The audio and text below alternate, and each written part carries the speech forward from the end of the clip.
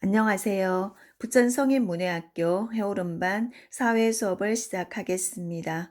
지금까지 우리는 세계의 여러 나라 중에서 우리나라와 지리적으로 가까운 나라인 중국과 일본, 그리고 러시아에 대해서 알아보았습니다. 오늘은 지리적으로 가깝지는 않지만 우리나라와 정치적으로나 경제적 또는 군사적으로 밀접한 관련을 맺고 있는 나라들에 대해서 살펴보기로 하겠습니다. 우리 교과서는 167쪽입니다. 세계의 여러 나라. 오늘 그 두 번째 시간으로 우리나라와 밀접한 관련이 있는 나라들. 학습 목표 함께 읽어보겠습니다. 1. 미국의 주요 특징을 알 수 있다. 우리나라와 밀접한 관련이 있다고 하면 미국을 빼놓을 수가 없겠죠. 우리는 오랜 역사를 미국과 서로 도움을 주고받으면서 지내왔어요. 그리고 두 번째, 사우디아라비아, 베트남의 주요 특징을 설명할 수 있다. 여러분 뉴스에서 보셨을 거예요. 사우디아라비아, 기름이 많이 나는 나라죠. 그래서 우리나라는 기름이 나지 않기 때문에 사우디아라비아에서 많은 양의 기름을 수입해서 쓰고 있습니다. 그리고 베트남, 경제적으로 활발하게 교류하고 있는 나라죠. 그리고 국제 결혼도 많이 하고, 그래서 이런 나라들의 주요 특징을 공부해 보겠습니다. 그리고 밑에 그림을 보시면 고기잡이하는 배도 아니죠. 그리고 사람들을 태울 수 있는 여객선도 아닙니다. 이것은 바다 밑에 묻혀 있는 기름, 원유를 끌어올리는 그런 작업을 하는 배입니다. 그래서 원유 시추선이라고 해요.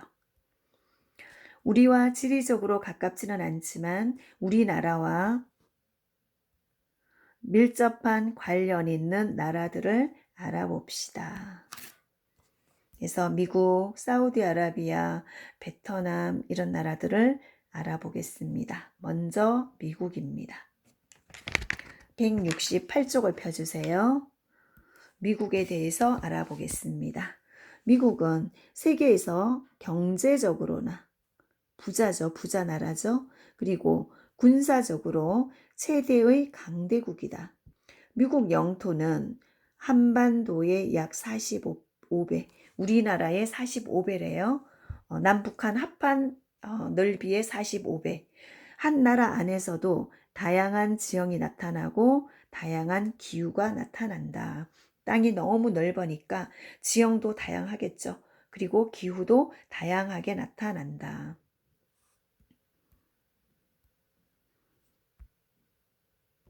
다음, 국토가 넓은 만큼 각종 지하 자원이나 에너지 자원이 풍부하며 땅속에 많은 자원이 묻혀 있겠죠. 그래서 그런 지하 자원 그리고 에너지 자원이 풍부하며 땅이 넓으니까 농사도 많이 짓겠죠.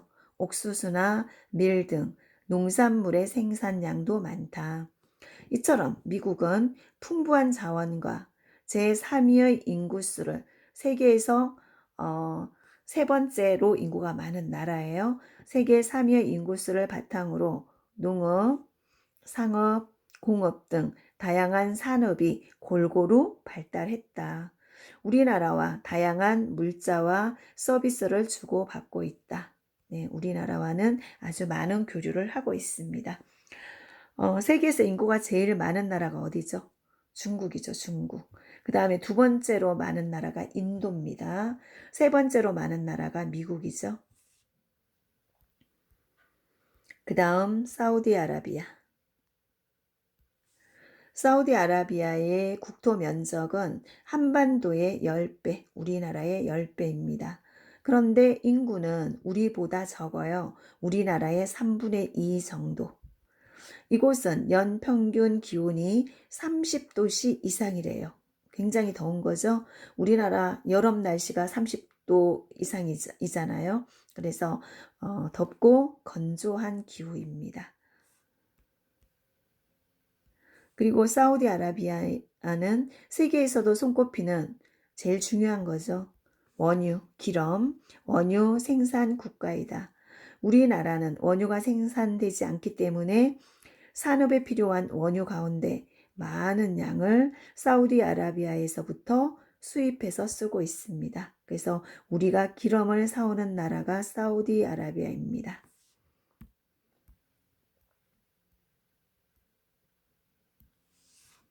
이러한 석유 자원의 수출을 바탕으로 사우디아라비아는 이런 석유 자원을 수출을 하고, 그리고 우리나라를 비롯한 세계 각국에서 다른 나라에서 여러 가지 기술을 도입해서 국가 발전을 꾀하고 있는 나라가 사우디아라비아이다. 다음 베트남. 요즘 우리나라와 굉장히 경제적으로 활발한 교류를 하고 있죠. 그다음 베트남은 우리나라가 수출을 많이 하는 나라 중 하나로 우리가 수출을 많이 해요. 베트남에 우리나라와 활발하게 교류하는 대표적인 동남아시아의 국가이다. 베트남 사람들은 우리나라 기업에 취업하거나 베트남 사람들이 우리나라에 많이 와 있죠. 우리나라 기업에 취업하기 위해서. 그리고 국제 결혼도 많이 합니다. 국제 결혼 등으로 한국에 많이 들어와 있다.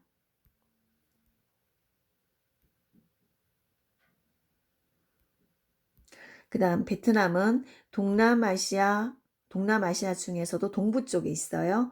동부에 있는 국가로 국토 면적은 한반도의 3배, 우리나라의 3배 정도이고 인구는 우리나라의 2배 정도이다. 기후는 대체로 덥고 습한 편이다. 1년 내내 더운 곳이죠. 그 다음에 넓은 평야가 발달해 있어요. 그래서 벼를 많이 생산해서 쌀 농사를 많이 짓습니다. 벼가 많이 재배되어 세계에서 2번째로 쌀을 많이 수출하는 나라이다. 노동력이 풍부해서 일할 사람이 많은 거예요. 인구가 많아서 노동력이 풍부해서 섬유산업, 옷감이죠. 의류라고 해도 되고 의류산업 이런 것이 많이 발달했습니다. 노동력을 많이 필요로 하는 산업이 섬유산업이거든요. 그래서 노동력이 풍부하기 때문에 일할 사람이 많다는 거죠. 섬유산업이 많이 발달을 했고 우리나라의 어류 업체를 생산하시는 분들도 베트남의 노동력이 풍부하기 때문에 베트남에 공장을 지어서 거기에서 옷감을 만들어서 우리나라로 다시 가지고 오는 그런 회사들이 많은 걸로 알고 있어요. 그래서 노동력이 풍부하다. 네, 이렇게 해서 미국과 사우디아라비아, 베트남에 대해서 알아보았고요. 그다음 170쪽에 우리 문제를 통해서 다시 한번 복습하기로 하겠습니다. 생각 다지기 170쪽입니다. 1번 다음 설명에 해당하는 나라는 어디인지 써봅시다. 면적이 우리나라의 45배, 엄청 넓죠? 그리고 각종 지하 자원도 많고 에너지 자원도 풍부하다. 그리고 농업, 상업, 공업 등 수많은 산업이 골고루 발달되어 있고 인구도 세계에서 3번째, 3위로 많다. 어느 나라인가요? 우리와 가장 밀접한 관계를 맺고 있는 미국이죠. 미국입니다. 다음 2번. 우리나라가 사우디아라비아로부터 주로 수입하는 것은 무엇인지 써봅시다. 네, 사우디아라비아는 석유가 많이 나는 나라죠. 그래서 여기에서 우리는 원유를 수입을 한다. 원유를 수입합니다. 많은 양을. 다음 3번. 베트남에 대한 설명으로 알맞은 것에 동그라미 표 해봅시다.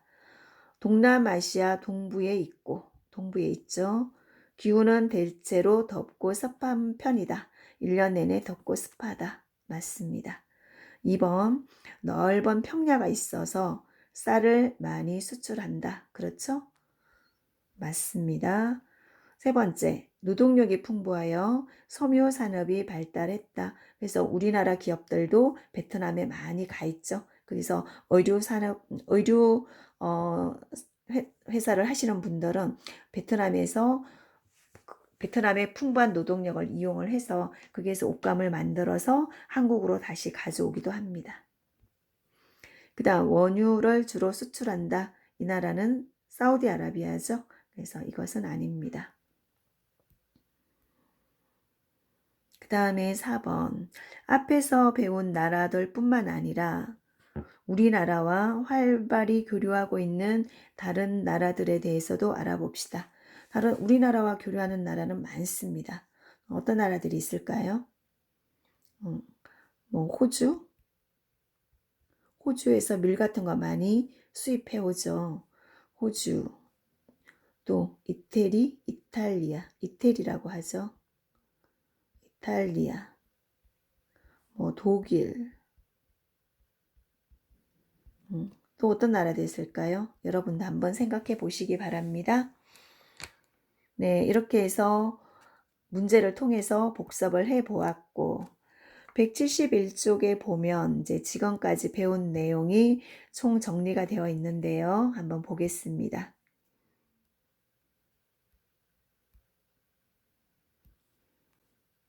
네, 페이지는 171쪽. 정리 코코. 1번 중국은 우리와 지리적으로도 가까운 나라죠. 우리나라의 서쪽에 위치해 있어요. 그리고 세계에서 인구가 가장 많은 나라입니다. 제일 많은 나라는 중국, 두 번째는 인도, 세 번째가 미국이라고 했죠. 그 다음 2번. 일본은 화산이 많고 그래서 지진 활동도 꾸준히 활발히 일어나고 있죠. 지진 활동이 꾸준히 일어난다. 원료 수입과 원료를 수입하고 수입한 원료로 제품을 만들죠. 그래서 제품 수출에 유리한 태평양 연안을 따라 공업 지역이 발달했다. 네, 공업 지역에서 태평양을 따라서 있는 공업 지역에서는 원료를 수입을 해요. 그러면 배로 오기 때문에 큰 바다를 끼고 있어야 되겠죠. 그래서 태평양을 끼고 있습니다. 원료를 다른 나라에서 수입을 해서 그 원료로 제품을 만들어서 그 제품을 또 다른 나라에 수출하기 위해서는 배가 쉽게 드나들 수 있는 큰 바다가 있어야 되겠죠. 그래서 태평양 연안에 공업 지역이 발달했습니다. 3번 러시아. 세계에서 영토가 가장 넓은 나라예요. 땅이 가장 넓은 나라이며 위도가 높다는 것은 기후가 좀 춥죠. 쌀쌀한 곳입니다. 위도가 높아 냉대기후, 추운 지방이죠. 냉대기후가 널리 나타난다.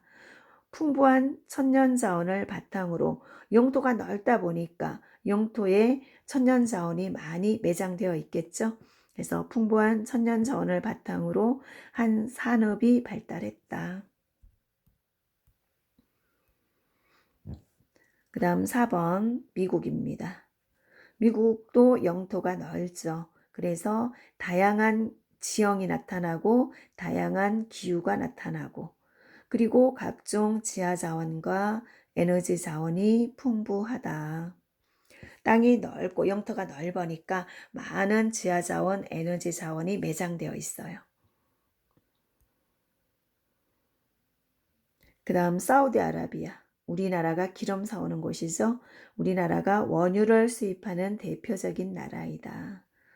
그 다음 베트남. 우리나라가 수출을 많이 하는 나라 중 하나이며 우리가 베트남에 수출을 많이 해요. 그리고 베트남 사람들이 우리나라에 많이 들어와서 살고 있다. 경제적으로 많은 교류를 하고 있죠. 그리고 국제 결혼도 하고 있고 이렇게 해서 세계의 여러 나라들과 우리나라의 어떤 관계를 살펴보았습니다. 그 다음에 뒤에 한번 볼까요? 생각 넓히기에서 한번 읽어보겠습니다. 바다 이름 양, 또 어디는 해 이렇게 하죠. 그래서 어떻게 다를까? 우리 태평양 할 땐 양이 들어가죠. 태평양, 대서양 이렇게. 그러면 바다의 이름에는 태평양, 대서양처럼 양이 붙거나 또는 북극해, 남극해처럼 해가 붙는다. 두 개의 차이점은 무엇일까? 우리나라에 접해 있는 바다는 태평양이죠. 왜 양이라고 붙였을까요? 양으로 불리는 바다는 매우 큰 바다를 일컫는다. 아주 큰 바다일 때. 반면 해로 불리는 바다는 육지와 섬이 가로막아 큰 바다와 떨어진 작은 바다로 대부분이 육지로 둘러싸여 있다. 그래서 아주 큰 바다는 양을 붙이고 대체로 좀 육지로 둘러싸여 있는 작은 바다는 해를 붙인다는 거죠. 지구에는 대양과 해를 포함한 수많은 바다가 있다. 태평양, 우리가 접해 있는 태평양, 그리고 대서양, 인도양, 양은 이렇게 세 개죠. 그리고 북극해, 남극해, 이렇게 5개를 큰 바다라고 해서 5대양이라고 부릅니다.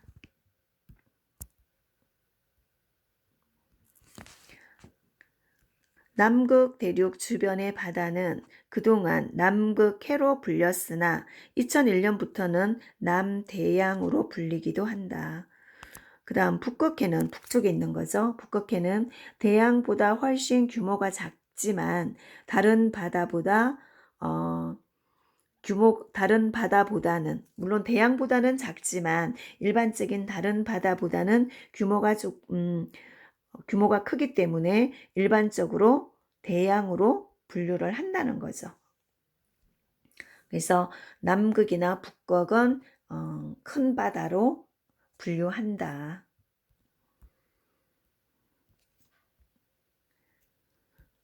그러면 우리 지도에서 한번 볼까요?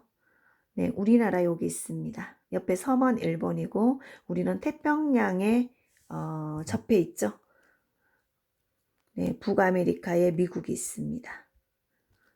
그래서 우리나라와 미국 사이에 태평양이 있고 그 다음에 여기 인도양이 있죠. 인도가 있기 때문에 여기가 인도입니다. 그래서 인도양이 있고 여기는 대서양이죠. 우리 세계 지도인데 세계 지도를 이렇게 펼쳐 놓은 것이기 때문에 이쪽과 이쪽은 붙어 있다고 봐야 되죠. 공처럼 동그랗게 지구는 둥글게 생겼기 때문에 어느 한 부분 대서양을 잘라서 이렇게 양쪽으로 펼쳐 놓은 곳이에요. 그래서 여기가 대서양이면 여기도 대서양이죠. 여기도 대서양이 됩니다. 대서양을 잘라서 이렇게 펼쳐 놓은 곳이다.